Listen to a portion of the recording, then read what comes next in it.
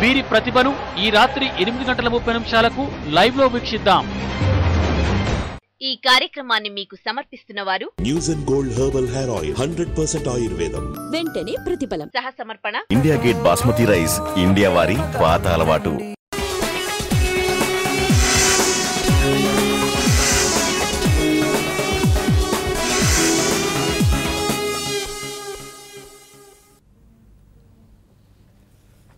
Good morning. Undavalli constructions సమర్పిస్తున్న business breakfast షోకి స్వాగతం.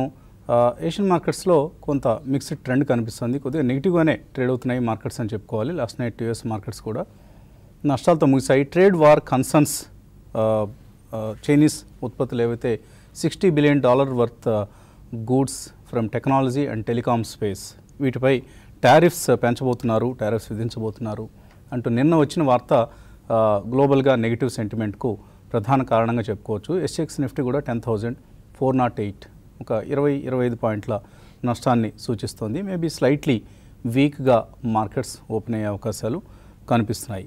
సో ఓవైపు గ్లోబల్ క్యూస్, మరోవైపు డొమెస్టిక్ క్యూస్ కూడా మనకు కనిపిస్తున్నాయి. ఒక సమర్థుడైన నాయకుడు దొరికాడు అన్న సంబరాన్ని తన దురహంకార పూరిత నిరంకుశ పాలనతో త్రోసిరాజన్నారు నరేంద్ర మోదీ. సో ఆ ప్రభావం నిన్న బైపోల్స్ ఫలితాల్లో మనకు స్పష్టంగా కనిపించింది. సో లోక్సభకు జరిగిన ఎన్నికలు కావచ్చు, అసెంబ్లీకి జరిగిన ఎన్నికలు కావచ్చు, ఉత్తరప్రదేశ్, బీహార్ ఈ 2 రాష్ట్రాల్లో జరిగిన ఉప ఎన్నికల్లో బీజేపీకి ఆశాభంగం ఎదురైంది. బీజేపీకి ఎదురు దెబ్బ ఈ మధ్యకాలంలో ఎన్నడూ లేనటువంటి విధంగా ఎదురు దెబ్బ తగిలింది.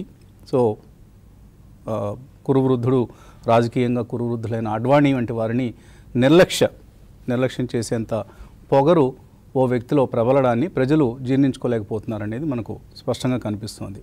సో ఇది కన్విప్ కావాలి. 335 సీట్ల ఒక స్ట్రాంగ్ మెజారిటీని ఈ దేశ ప్రజలు కట్టబెట్టినప్పుడు చాలా బాధ్యతాయుతంగా ఉండాలి. సో కేవలం కొన్ని రిఫార్మ్స్ అమలు చేసినంత మాత్రాన్ని సరిపోదు. యాటిట్యూడ్ కరెక్ట్గా ఉండాలి, సంస్కారం మరింతగా పెంపొందాలి.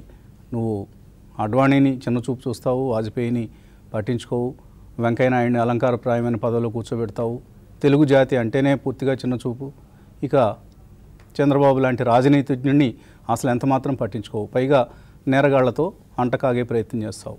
సో నరేంద్ర మోదీ నీ నియంతృత్వ పాలనను ప్రజలు హర్షించడం లేదన్న అంశాన్ని గుర్తించగలిగితే అట్లీస్ట్ నెక్స్ట్ ఇంకా 1 year టైం ఉంది. సో ఈ 1 yearలో you can control the damage.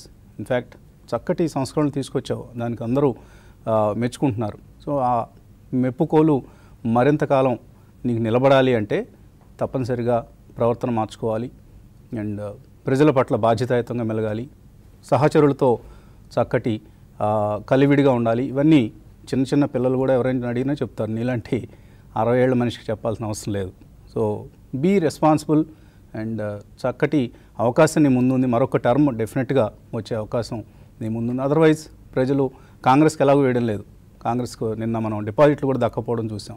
So ఈ నేపథ్యంలో ఇక మరొక ప్రత్యామ్నాయం వైపు, అది ప్రాంతీయ పార్టీల సమూహం కావచ్చు లేదా మరొక ప్రత్యామ్నాయం కావచ్చు, ప్రజలు వాళ్ళ వైపు చూసే అవకాశం ఉంది. కాబట్టి be careful. This is an early